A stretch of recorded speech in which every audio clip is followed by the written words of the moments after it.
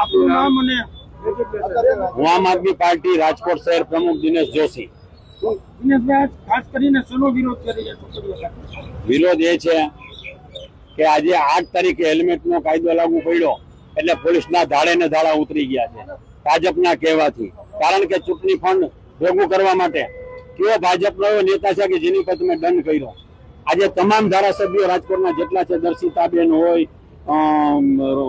રૂપાલા હોય કે કોઈ પણ ધારાસભ્ય હોય, માની લ્યો, તો આ બધા ક્યાં છુપાઈને એના મોઢામાં મગ કર્યા છે? પ્રજાએ તમને એટલા માટે મત આપ્યા છે કે જે કાયદો પ્રજાને નડતો હોય એ કાયદાને માન ના આપવું એ ગાંધી બાપુ કહી ગયા છે. એટલે આજે 12:30 વાગ્યા પછી અમે બાઇક રેલી કાઢશું અને સવિનય કાનૂની ભંગ કરશું.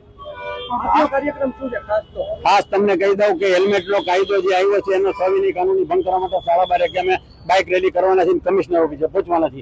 અને આજ કાર્યક્રમ આવતીકાલે 18 થશે. અને અમારો વિરોધ એ છે કે રાજકોટ પૂરતો આ કાયદો ન હોવો જોઈએ, રાજકોટમાં ન રાખો.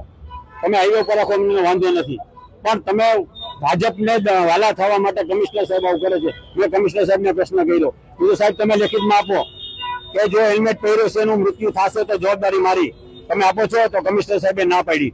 હેલ્મેટ પહેર્યા હોવા છતાં લોકોના મૃત્યુ થાય છે.